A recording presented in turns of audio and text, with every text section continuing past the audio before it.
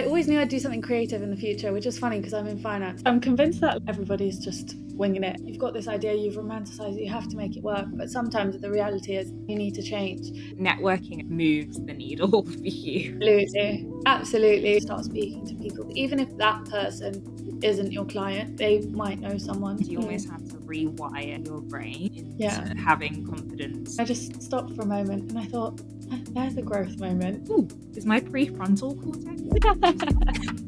Finally.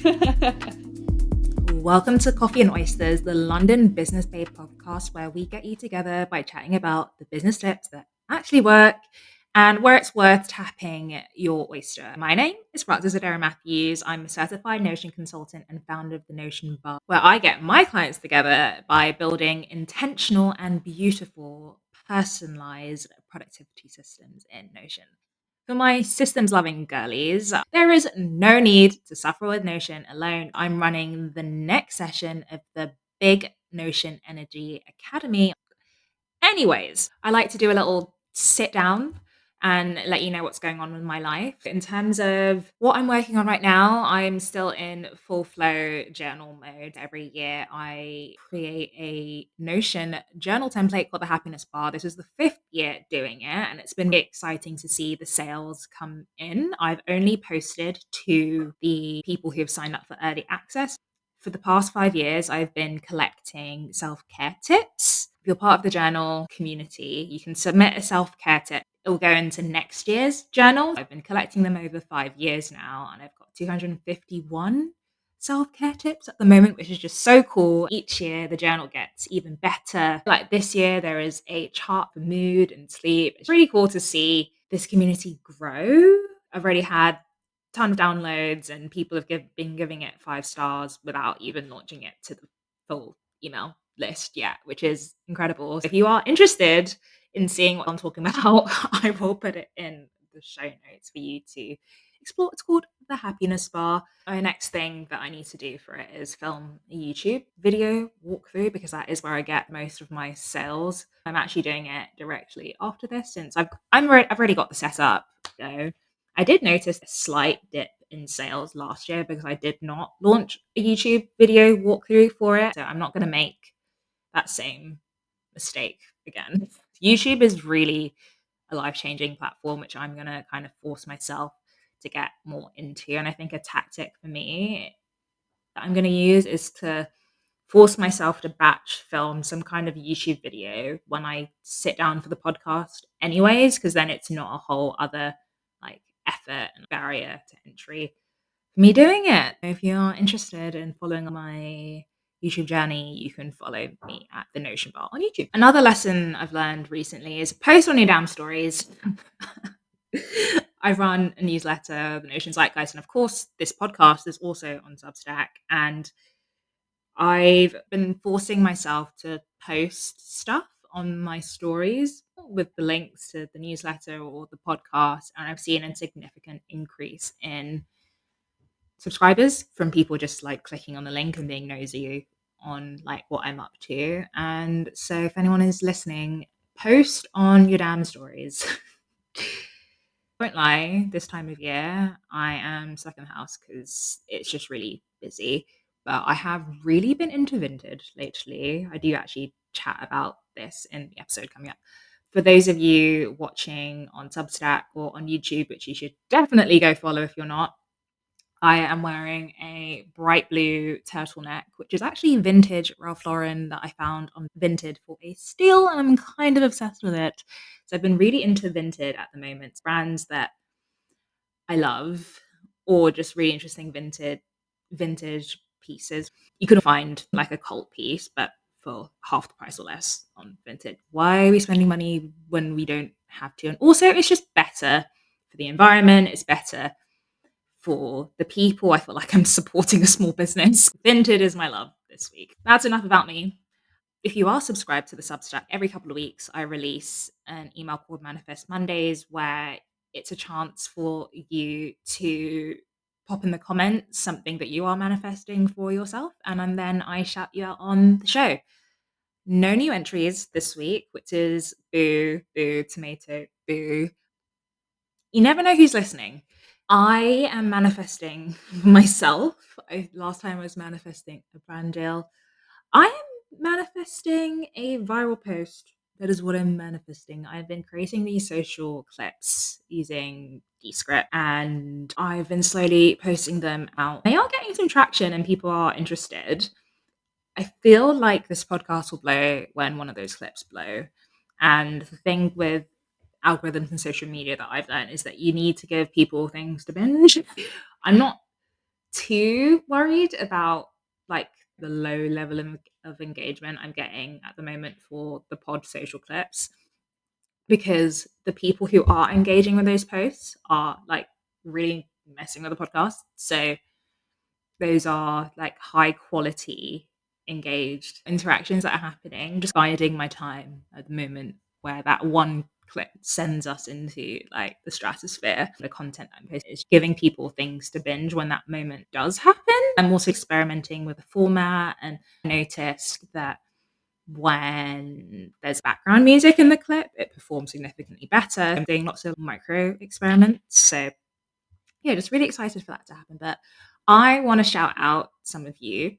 If you are subscribed to the Substack, the next time you get this Manifest Monday email, shout yourself out because you never know who's listening. All right. So now let's get into today's guest. I'm so excited. Literally just came off of the back of doing the interview for this. Let's get into some housekeeping before we dive into the juicy episode. The show notes should be your best friend. This is where you're going to find everything from the Coffee and Oysters guide, which contains all of the guest recommendations, to how you can get in touch and follow up on social media at Coffee and Oysters Pod, as well as where to follow our guest. If you're listening / watching on Substack, YouTube, Apple Podcasts, Substack, wherever it is, you could really help us out by giving us a 5-star rating. You can comment on Spotify now, YouTube, give us a thumbs up. Substack and Restat. I'd love to also hear your thoughts about the episode, but anything you can do in terms of engagement. So I want to see if I'm screaming into the void or not. Rate us 5 stars, comment, share, all of that. Now it's time to grab a cup of coffee or your beverage of choice and dig into today's episode. We've got today's guest, Arta. Arta runs a boutique consultancy called 360 Finance, and she works with startups to help build and scale their finance teams as they grow. And outside of work, she's an avid reader, travel enthusiast, occasional painter, and mediocre figure skater. What a lineup! Welcome to the show. Thanks. Yeah, how's your week going? It's going good. It's going good. I think anyone that works in finance knows that this is a really busy time of year with year end, companies trying to wrap up the year, report what's going on. So it's really busy, but good. I can't complain. Amazing. It's like, you know, that trend that's been going around is like looking for a guy in finance. You're like looking for a girl in finance. Yeah, 5'6", not 6'5". So so cool. I was stalking your LinkedIn a little bit, and you've had a bit of a mad journey. Like you did a full-on geography degree, and then Yeah. were like, actually, I'm going to become a chartered accountant now. A few years after, but that's not a light decision. I have accountants in my family, and the accreditations and the exams are Yeah. grueling. So how did that even happen for you? Yeah, everyone asks me this, to be honest, because it's so true. How do you go from geography to finance? The only answer I have is I was 17 when I picked my degree and I hadn't planned out my life yet. So I picked geography because I just enjoyed it. I had no idea what I wanted to do. In second year, you have to look for internships in the summer. I came across Yeah. this internship in finance and numbers have always just clicked in my head. So I thought, like, I need a job for the summer. Let me try this. And I just fell in love with it and really enjoyed it. So that was why I decided to make the switch. Oh, amazing. And like, what was it specifically for you that made you fall in love with it? I love business in general. Like, I love following the journey from, like, concept to, like, this huge organization. I've always been super interested in that, love reading about it, and I think finance is, like, one of the heart of that sometimes, 'cause that's where you make the plans, that's where you, like, control what's going on, and, you know, it's a big part of the journey, the numbers. I was always just intrigued by the business element of it. Okay. And so you became a chartered accountant eventually. And I'm curious. So I like to ask people this question now. I have a Yeah. theory that what you wanted to do when you were younger somehow influences what you end up doing later on in life. So, what did you want to be when you grew up? I really enjoyed art, Hmm. dance, things like that. So, I I always knew I'd do something creative in the future, which is funny because 'cause I'm in finance and that's not creative. But I think the creative element comes from being self-employed, running your own business and doing the branding element. You have to be really creative as a business owner. So I think my creative younger self gets really happy at, like, that side of things. And then, yeah, I guess finance for me, I was like I said, maths clicked for me at school. I found it easy, so it made sense to follow that. But yeah, it definitely influences what you enjoyed doing as a child, I think 100% influences what you end up doing as an adult. Yeah, you're creating an experience at Yeah, the end of it. exactly. And so talk to me about that journey of starting 360. You became qualified and then decided to go out and do something on your own. Talk to us about that journey. Yeah, so I started my career in corporate, spent about 6 years in corporate. That's where I got my qualification. I worked for a variety of businesses that were private equity backed, so I was doing a lot of financial modeling and FP&A work for those businesses. But I always knew I wanted to do my own thing. I didn't think it would be this early in my journey, but I always knew at some point I was gonna start a business. And then, yeah, this time last year, I decided to take the leap. I co-founded this business with my fiance. I took the leap first this time last year, and then he joined me a couple of months down the line as well. I think I just always wanted to do my own thing. I was at a crossroads in my career where I wasn't particularly enjoying my job, so it was either find another job or just give it a go, and I decided to. Yeah, amazing. Sometimes you just got to do it. And Yeah, that's my that advice. was Or just do it. Don't think about it too much, especially if you're young. You don't have that much to lose. 1,000%. Yeah. And you've done it for only a year incredibly. You've worked with some amazing clients I saw on your roster. Like, I don't know if I'm saying it correctly. Face? Yeah, yeah. Yeah, I love Jasmine's Substack. Everyone should go subscribe to Feelings of a Female Founder. How have you got such a solid client roster within a year?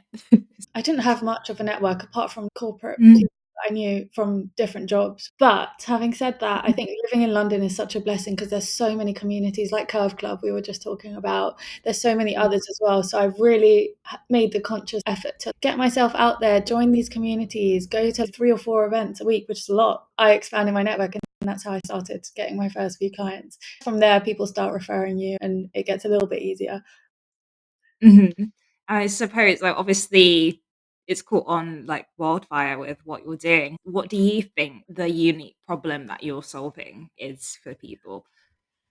Good question. I think in business, everything is so uncertain. You can make all the plans you want, but the reality is things are probably not going to go that way. You have so many influences, people within the business, a wider market, so many things going on at once. There's a lot of uncertainty in business. Where we come in and help is we help with that uncertainty. What we do in the business is financial modeling.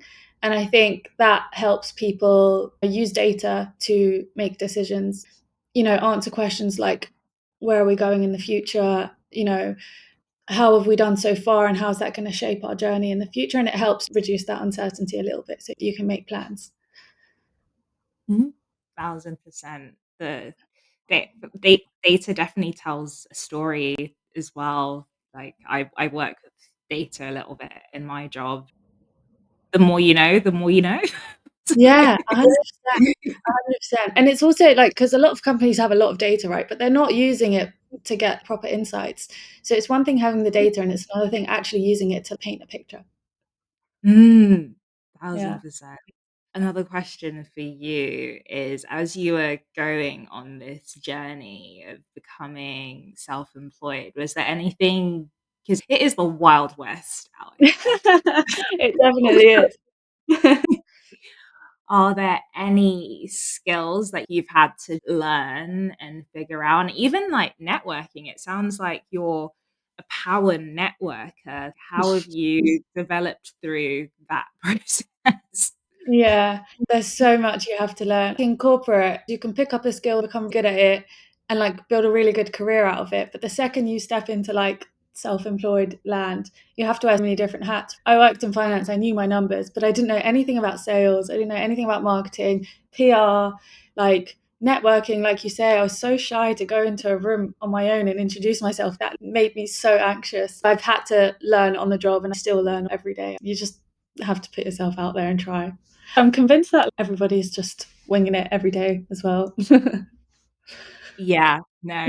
So, like, I speak to people much older than me, and they're like, "Yeah, just one day."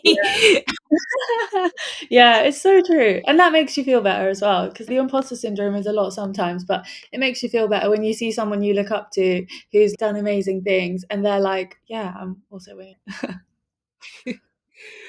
Amazing. I do want to follow up with this networking part because I feel like this is something that a lot of people struggle with. Yeah. And so you're going to like 3, 4 events per week. How do you have a strategy when you go in? And are you just like, if you're trying to get in, break the conversation with someone, you're like, oh, I love your jacket. what, what are your like top tips for networking? Yeah. I mean, do you know, starting with a compliment is foolproof. I think that's a great way to start a conversation. Um, I think in the beginning, I didn't have a strategy. I just showed up and, you know, I'd be playing a little game with myself, like, tonight you have to talk to 3 people because it's so nerve-wracking sometimes. But now I try to go at it with a little bit of a strategy.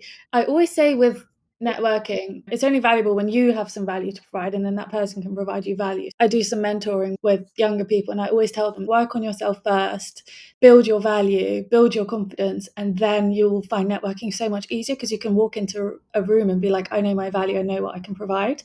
Whereas before Mhm. you're at that stage, it is really nerve-wracking because you don't know what to talk about. And even small things like introducing yourself and what you do can be quite overwhelming, but it all takes a bit of practice. I love what you said. That's so true. You do have to figure yourself out first, and you'll come across even better. I feel like that just applies to a lot of things in Yeah, life. Even like getting into relationship yeah. better when you're in a relationship. It's always better when you know yourself first. 100%. On your point about relationships, I think with networking it can be a bit cringy because everyone's there to gain whatever it is they want to gain. But if you like take that focus of it and just go to an event just to build relationships, just to make friends, that takes the edge off it a lot. And sometimes you walk away with like, you know, a new friend that you can go meet for a coffee or, you know, just focus on that underlying relationship and who knows what comes from it down the line. Take the element of needing to win something away and it becomes a lot easier. Do you go to these events with your fiance, or do you prefer to go solo? Um, Sometimes we go together. If it's a bigger conference, we'll go together. Sometimes we divide and conquer because we can just speak to more people that way. And I think me and him are quite different in personality, so it works quite well because, like, it depends who the client is and what they're like. Sometimes they might relate with him more, or sometimes they might relate with me more. So, you know, it works sometimes to split up and go to different events, as well.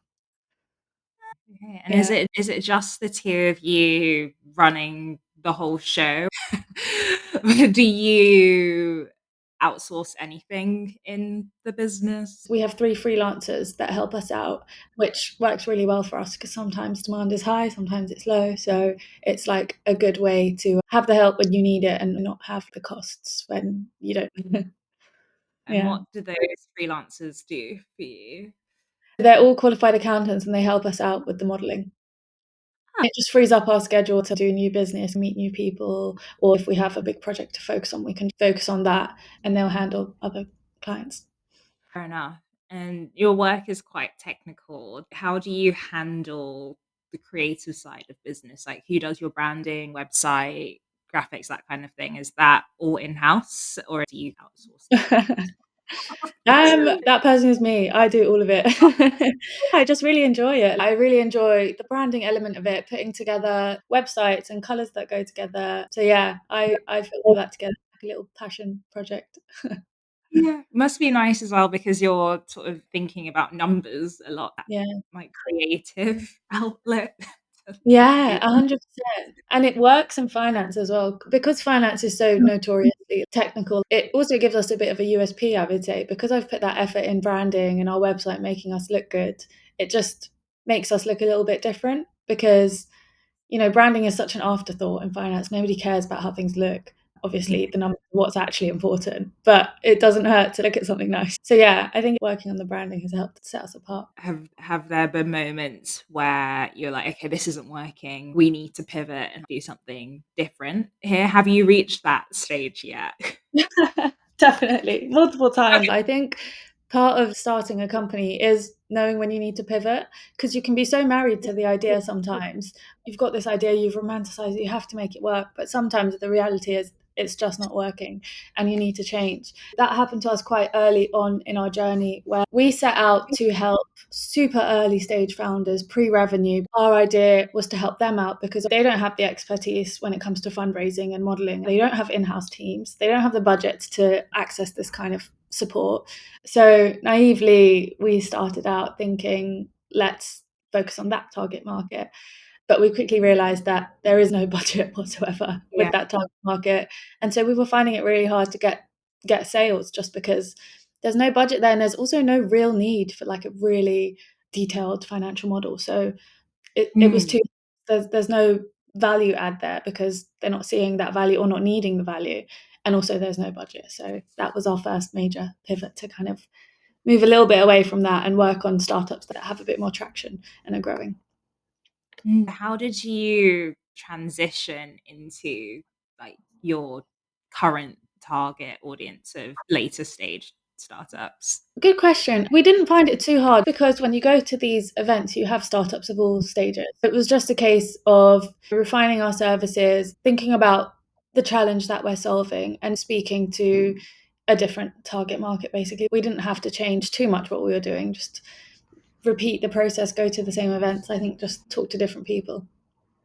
Yeah, it really sounds like networking events are the thing that moves the needle for you in your business. Absolutely. Absolutely. It goes without saying, especially if you're fairly young and you don't have a huge network, you need to get yourself out there and start speaking to people because even if that person isn't your client, they might know someone that will be. Mhm. Absolutely. The most needle moving thing has been that. Yeah, it goes back to what you were saying. Don't think about it as networking, just think about it as, like, you're just trying to find people on your wavelength because Yeah. even if they're not your client, they will remember you because throughout this process, is there anything that you would change? Um, yeah, I mean, hindsight is a beautiful thing, isn't it? I think thing is, I don't know if I'd change it because every kind of mistake you make plays a part in your future self being better than how you were in the past. I think in the early days, I had a lot of imposter syndrome. I just didn't believe in myself. And I think it was a lot to do with being fairly young in finance, people are a lot more accomplished and experienced. I just felt like compared to these people with 20 years experience, like what do I know? It's kind of thoughts that you shouldn't be having. So if I could go back, I would just work on my confidence a bit more and self-talk, like speak to yourself positively. And if anyone else was doing the same thing, I'd say focus on that because it definitely makes a difference. Yeah, I always describe it to people as you sort of have to brainwash yourself. Yeah, a Like, little you bit delulu. it's easier said than done because you Mm, almost have to rewire your brain into, yeah. like, having confidence in areas where you kind of haven't before. And what were some of the tools that you use to help you navigate through imposter syndrome? Um, I I think naturally you don't want to talk to people because it's not a positive topic, but that really helps. Mentoring is great. I have some really great mentors that I would speak to about it, and they helped me through it. I went to this event, and it was a speaker panel with some amazing female entrepreneurs that had done amazing things. One of them took me by surprise because she'd had 30 years of experience building companies. She said to this day, every single day, she has imposter syndrome. And so that really hit me because I looked up to her so much. I still do, of course, but it surprised me because I thought, wow, even you still have it, so it must be normal. And she had a funny tactic to deal with it. Sometimes you just have to shut up. That's it. And it actually works. Sometimes you just need to catch yourself and be like, this isn't true. Huh. Okay. I love that. Yeah. So I read a book called Confident and Killing It, and she describes it as like talking to the mean girl in your head, like Yeah. sort of like just shouting at them. And sometimes you just have to be like, enough. I've had enough. And so before we transition onto the next section of the podcast, I'm always interested because, I mean, in this economy, having multiple streams of income is very ideal. Do you have any other like sources of income that you earn money from, whether it's investing, mini side hustles, other sources of passive income? We're pretty much all in on this business. We both invest every month, like a small amount into S&P 500. So there's that. That's more of a long-term game. We bought our house last year. It was a real fixer-upper that we did a lot of work to. And when we started the business, we thought we need some kind of backup because both of us are about to leave our jobs and someone's got to pay this mortgage. So what we did was rent out 2 rooms in the house to lodgers just to help us bridge that gap until we got our first client. To this day, we still do that. It's great. We've all become great friends in the house. And yeah, so I guess it's a form of extra income. Oh, okay. Yeah, it definitely helps soften the blow. I feel Yeah, like when you've got something like that in the back burner, you can almost perform better in your business because you're not so stressed. You're not coming at things from a place of scarcity. You're like, I can still yeah, pay my bills. I'm just trying to do a good job rather than exactly. like trying to take any client or just being quite desperate about Yeah, like with. it takes the edge off it, right? There's less pressure to accept anyone. And in business, there's highs and there's lows. So when you're in a low period, you need to rest easy and know you're not going to lose your house because it's both of us at the end of the day. We don't have like one person in business and the other person in corporate that can cover these periods. It's, we are all in. So yeah, it helps for sure. Yeah, amazing. And you also dabble in angel investing as well. Can you let the people know who don't know what angel investing is and just your journey and experience with that is? Angel investing is essentially when you invest in a business really, really early stage. I think there's quite a misconception around how much you need to invest. It's very much like a boys' club, very secret and under the table. It's hard to find angel investors, but you can invest with smaller size tickets. And I recently got into it this year just because the line of business that I'm working in, I work with many early stage founders doing amazing things that I really believe in. So it was a natural next step to be able to invest in some companies I think and hope are going to do really well. That's something recent I got into. And again, in London, there are a lot of angel investment communities. Alma Angels is the one that I'm a part of, which focuses on female founders. I'm just really passionate about that area in general. It's a really great community. When you say small ticket, we're all about demystifying stuff on this Yeah. podcast. What would that number be for anyone else out there who is interested but isn't sure if they are the right like fit? How small can an angel Yeah. investment be? I would say, I don't know if there's an official minimum, but I'd say like 1,000, 2,000, which I'm aware is a lot of money to have spare. Angel tickets range from 25 to 100 plus K. That's what serial angel investors tend to invest. But yeah, you can join communities and put smaller tickets like £2,000. People group their small investments and it all gets rolled into one, so it becomes a bigger number. Okay, yeah, that makes sense. It's like Yeah. a Yeah. community It's fund. as with any investing, right? It's high risk, and I think this is the highest form of risk when it comes to investing. Obviously, the smaller your ticket, the smaller your rewards if it does become a big unicorn. But you kind of hedge that risk a little bit because you can, I guess, with any type of investing, you only invest what you're comfortable losing. £2,000 is better to lose than 75k. And what do you look out for in terms of people, companies that you personally want to invest in? I look a lot at the founders and their mission and how they work together and what they want to achieve. I look for traction, like have they already got customers? Are they already making noise with the startup? It's so early stage, you can't really look for solid numbers or anything tangible yet. A lot of it is just based on vibes and whether you believe in them or not. Vibes, Yeah. love it. Yeah, track history as well. Are they serial entrepreneurs? Have they exited before?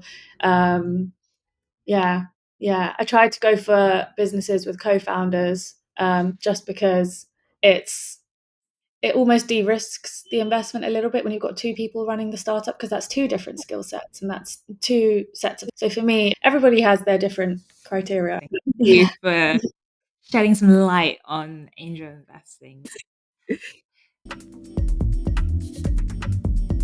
Thank you so much for sharing your business journey and how you got into doing what you do. Right now, we are going to transition more into just the stuff that makes your life a little bit easier. This is going to be quick fire. Don't think too hard about it.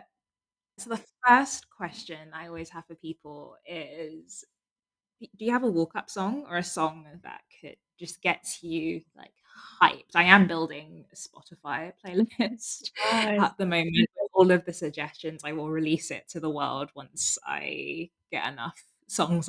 I don't have a specific song, but I think anything like Drake or Kanye West, like old Drake, old Kanye West, Yeah, I was gonna gets say that. yeah, gets me ready for the day, energized. Okay. So big rap fan then, guessing, or just old Drake and Kanye I like specifically? old school R&B. Those are the good days, I think. Oh, okay. And do you have any personal policies that keep you sane? On my side, I don't take calls before 10 AM, so because Yeah. it's just not gonna work. I love that. That's such a good idea. I might have to adopt that. Similar to you, actually, one of my personal policies is I'm really religious about protecting my mornings and evenings. So whether that be going to bed early or waking up at a certain time or not checking my WhatsApps because it's so easy to just drown in those and waste half an hour before you know it. That's definitely a personal policy. Just protect my mornings, enjoy a coffee slowly, get ready for the day. Another one I'd say is I'm getting better at this. I never used to be, but just celebrate like big or small. It could be landing a new client. It could be you did something hard that day, like talk to a person that you were nervous to. I try to make a conscious effort to celebrate these things. This is hard, so you need to motivate yourself sometimes, even if it's treating yourself to a coffee or a nice meal somewhere. It definitely helps you stay motivated. Those are the two things I live by. Yeah, 1,000%. And then in terms of things in your routine that you cannot live without, Daily routine, I'd say. Is this like beauty stuff or just anything that you do? anything, just Okay. like yeah. Okay. Daily routine, I'd say I try to read every day. It's a habit that I really want to be stricter with. I love reading, I always have, but obviously as you get older and busier, it's less time to do so. But yeah, daily routine reading, especially when I'm commuting, I try to not go on my phone and read a book instead. I'm currently reading, I feel like everyone is reading this right now, but it's the Sarah Jane Maas, which I'm loving. Oh, what kind of genre is that? Oh, Just it's not sound my usual genre. It's like fantasy, romance. You have to really that get is into it. It's I'm gonna really look good. that up. There's like Oh, 5 and books. They're all chunky, but it's great. love a saga. And like, are you a reader, or are you more of an audiobooks gal? Definitely a reader. I tried to get a Kindle, I just couldn't get into it. I love the smell of books. Oh, That's really weird, but I do. Yeah, love a book. yeah, my personal policy with books is that I will start out on the Kindle or an audiobook, and if I feel like it changed my life, I will get a physical copy for like the book. Nice. The Yeah. last book that went onto my bookshelf was New Methods by Sharmadean Reed, which is an incredible book. The Really? audiobook is great. It's called New Methods for Women. It's very self-help vibes, but very practical, which I loved. Yeah. So yeah. I have a self-help book and business books, but sometimes I feel like it's nice to switch off with a good old fiction book. Okay, so reading. And then when it comes to like clothes, if you are watching on YouTube or Substack, you will see that we are both wearing really bright jumpers today. Yeah. How would you describe your style? So you go to a lot of networking events. What is your uniform for networking if you have one? Networking comfort is key because you're there for a long time talking to a lot of people, so you want to feel good. It's obviously a business event, so I like to dress classic, nice, simple, but still look good. I really love a co-ord for a networking event. Don't need to think too much. You match, feel good, clean, nice, sophisticated. Yeah, I'd say a co-ord for those. Okay. Any favorite brands there that you buy from? Um, so I love Reformation, but it's so Hmm. expensive that I just don't shop there too much. When they have a sale or occasionally to treat myself, but they're amazing. Their quality is so good. Revolve have great ones. I love Jeff Avenue. Yeah, just who those are my go-tos at the moment. If you're not doing it already, most of my Reformation pieces are from vintage, to be You honest. can find good deals. I'm so obsessed with vintage. I feel like I need to get them to be a sponsor of this show, to be honest. Like this I'm wearing right now, it's vintage Ralph Lauren. Okay. And then when it comes to beauty, product or routine, one thing for skincare, body care, and hair care that you can't live without. Yeah, okay. So hair care, my Dyson, I can't live without it. It's such Oh, a yeah. splurge, but honestly, it's saved me money in the long run spending money at hairdresser. I absolutely love that product. It just makes you have a nice salon style blow dry every day at home for like 15 minutes of time. So it's great. Mm. Skin, I keep it really simple with skincare. I literally have a basic face wash and moisturizer. One thing I try to do is a monthly facial. I feel like that gets my skin in good shape, so I don't need to do too much with skincare. I go to Techroni Clinic in Central London. They do really good facials. Body care, I'm a big fan of a massage. I try to do monthly, but I'll be honest, it doesn't happen. A massage is really good, especially when you have a sit down job. You're crouching a lot and the posture's not great, looking at a laptop all day. I find those really help with self care.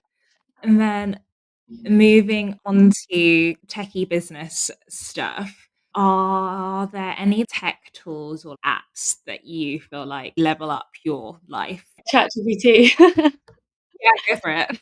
ChatGPT for sure levels up my life. It makes me do things that would take longer much Mhm. quicker. Small things like spell checking an email or writing it out a little bit better. I think that levels up my life for sure. And then Notion, I just love Notion. Like my whole Yeah. brain is like out in Notion, but just in nice, pretty organized folders. So yeah, big fan of Notion. Yeah. I'm always curious, so as a Notion consultant myself, did you go down the build your own route or did you find a template on the internet? Definitely a template. Although I do love to watch a YouTube video every now and then to learn how to build something cool in there. But yeah, definitely opted for the easy route. Okay, so ChatGPT and Notion. Nothing super crazy, but I think they're pretty life changing for me anyway. All right. And then when it comes to content that you consume to help you in your business, or maybe it's even mindset, which adds to your business, are there any podcasts or newsletters or books where you're like, oh my gosh, this is changing my life? There's so many good podcasts out there. I really like, I think it's called the 20 Minute BC. which is like startup focused. They get loads of founders in there to talk about their experiences. It helps me keep on top of what's going on in startup land. And I also learn a lot from it. I don't know if you've listened to Deep Dive by Ali Abdal. I think I'm saying that I correct. haven't actually, but I've Yeah. I really like his content. He just breaks things down really nicely and simply and has a few amazing people on there talking about their journeys. So I really like that one as well. Is there anything else? Oh, have you heard of How I Built This by, yeah, I think it's I forget his name. Guy Raz? I can't remember. But that one's really good as well. Thank you. I will definitely look into that 20-minute VC one, especially. Um, then, last question before we move on to your London recommendations. I feel like an algorithm says a lot about a person. Is there anything that you're getting like ads for right now? So, like right now, I'm getting so many ads for loungewear because I'm on the hunt for the perfect pair of sweatpants. But, like, what are the ads feeding you right now? The ads are feeding me. One thing I keep seeing right now is that trench coat. It's like brown and suede. I don't know, it's really in Oh, right now. When I first saw it, when you see something more, you start to like it more. It's like this marketing trick that gets you to buy stuff. I yeah. just didn't think of it, and now I keep getting ads for it, and now I want it. Is it from a brand specifically? Yeah, not a brand that I recognise. I don't actually remember the name. I should know that. But yeah, it's just a really nice suede trench coat that I feel like would make any outfit. If anyone out there is listening from Arta's life, she really wants that brown suede coat. Christmas is coming. Amazing. So many things to dig into. Now moving on to your London bits. This is called Booking Oysters, and we want to know where it's worth tapping your Oyster card around the city. First of all, where are you located in London? Just so that people know. Yeah, I'm in North London, Arnos Grove, if anyone knows where that is, Piccadilly line. Oh, yeah. Many moons ago, I looked for a flat around there actually. But Really? yeah, okay, I No. did. Yeah, North London. Then my office is in Soho, so I'm there most days anyway. That's a nice little bop down the Piccadilly line too. Yeah. Is there anything on your London bucket list right now? Like you might have seen it on TikTok or Instagram, etc. Oh, there's so many restaurants. I have a TikTok folder with likes of all these things that I see. So I have a very long list of restaurants to go to. One thing I really want to do is a London staycation, just because when you're from somewhere, you don't get to experience it as a tourist. And it hit me Yeah. yesterday. I was walking on Regent Street, and I was getting frustrated because people were walking slowly. And then I remembered they're tourists and they're here on holiday. It's Christmas and they're having the best time ever. I don't see London from that angle, so I'd really like to experience it like that for once. Fair enough. Are there any like particular hotels that are on your radar for this vacation? um, the Covent Garden Hotel. I walk past it sometimes, and that looks amazing. London has so many amazing hotels, so yeah, any of them to be honest. 'Cause I think if I could have a staycation in London, I'd really wanna stay at Mama Shelter in Hackney. I've Ooh. been there a few times before for cute co-working days, and it's just so beautifully designed. I looked at the rooms as well, and I was like, "I just wanna stay here for a week." Yeah, that place is nice. The bar downstairs is nice as well. I had my birthday. Is there one in Hackney or another one in Shoreditch? Oh, it might be the same one. Or is East London is a blur to me. It Yeah. might be. I had a birthday party there last year. They had a cute little garden courtyard place. It's great if you're hosting a party with a bunch of friends. I really like it there. And so, where are your go-to spots for food in London? There's so many good ones. But one place I go to over and over again is Yasmin in Soho. If you like Middle Eastern food, it's like small plates that everybody shares, and it's just amazing. It's so good. So yeah, Yasmin in Soho, definitely recommend. Any place that has nice interior will get my business. Fair Yeah. enough. And then when it comes to downtime, is there anywhere you like to go out, like catching up with your friends or activities that you like doing or bars, etc.? Yeah, definitely. I think, my go-to place for going out is Soho, just because you can just rock up without a real plan and just find somewhere really cool without fail. So not so much specific bars, but we just kind of meet up in Soho and then figure it out from there. I feel like other parts of Yeah. London, you can't really do that. You have to have a bit more of a plan. So that's what I do when it comes to going out. And then, because life is so busy sometimes, I have to schedule days where I'm doing nothing. I try to do those and go for walks in a park or just do something wholesome and catch up with friends, get a coffee in the park. We meet in Hampstead and walk around the Heath. I've heard lots of good things about Hampstead Heath actually. I need to Yeah, it's so yeah. nice. I've never actually swam in the ponds, which I feel like people say if you're a Londoner, you can't be a Londoner without having swam in those ponds. But for me, that's just I don't really want to do that.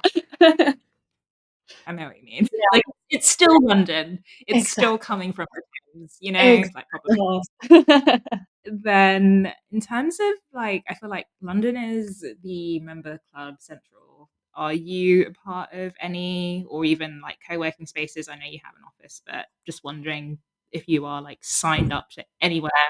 Yeah, Yeah. Curve Club, love Curve Club.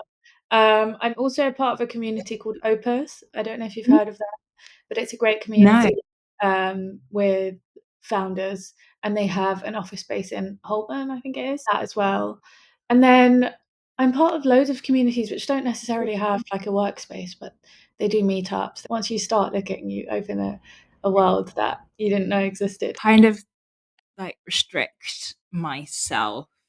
So I can only be a part of so many communities, like, intentionally. So I have one Yeah, physical space that I intentionally spend a lot of time at in Hoxton, my co-working space. And then I have one, like, digital community, which I'm, like, fully invested in and spend a lot of time on Babes and Waves. And then everything else is, like, periphery. I might join it, might not, yeah, or even with things like Curve Club, like I pay for like the lowest because I can only intentionally focus on so many communities at a time. yeah, But it's so interesting to just sign up to everything, but then you spread yourself so thin and you burn out. It's a whole thing. yeah. It's so true. That's a really good way to go about it. Just be intentional about it. Sign up to places you know that you can commit to and give time to and add value to. That's definitely better. Okay, and then I mean, you are the queen of networking, apparently. Are there any networking events that you go back to?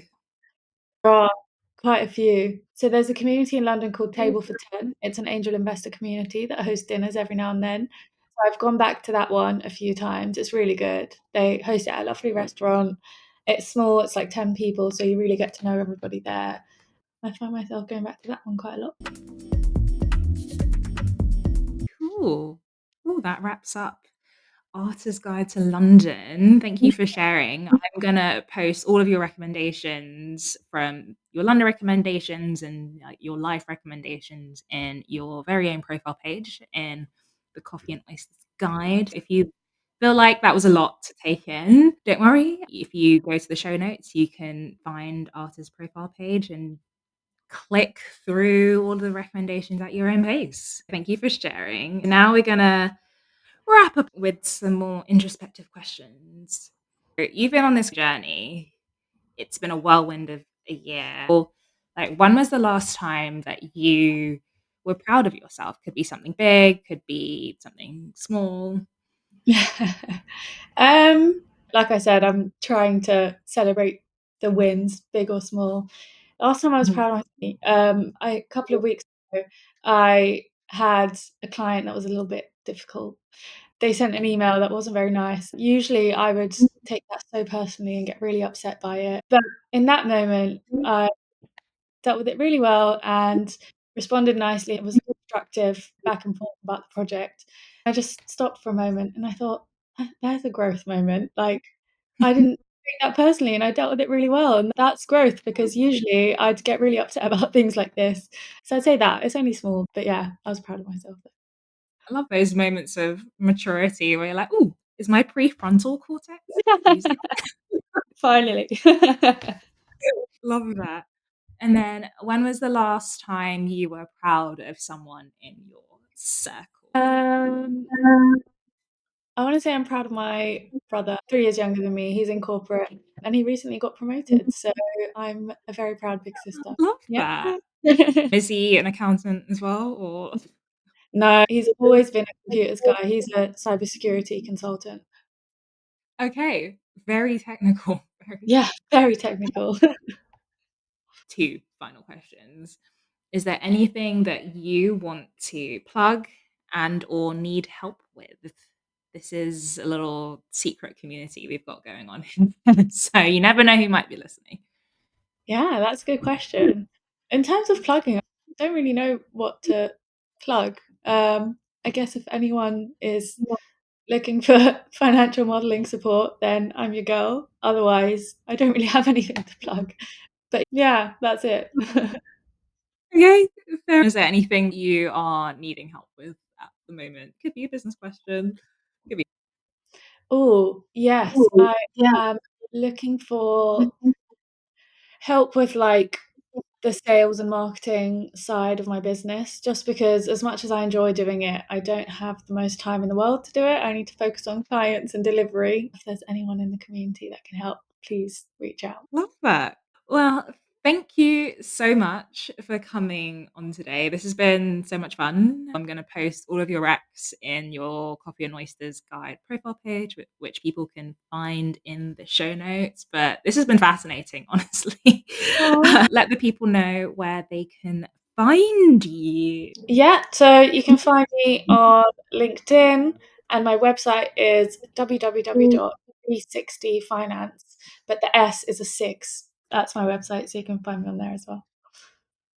Thank you so much. And have a wonderful rest of your day. You Thank you so too. much for Thank you so coming. much. Thank you. Thank you. Bye. Thanks for listening to this week's episode of Coffee and Oysters. All of the recommendations we just went through will be in the guide to never miss an episode. Sign up to the Substack and or YouTube, Apple Podcasts, wherever it is, and keep those 5-star ratings, comments, and thumbs up coming. So have your say, get in touch with coffeeandoysters@gmail.com or chime in on Instagram or TikTok at Coffee and Oysters Pod. All of the details in the show notes. See you next time.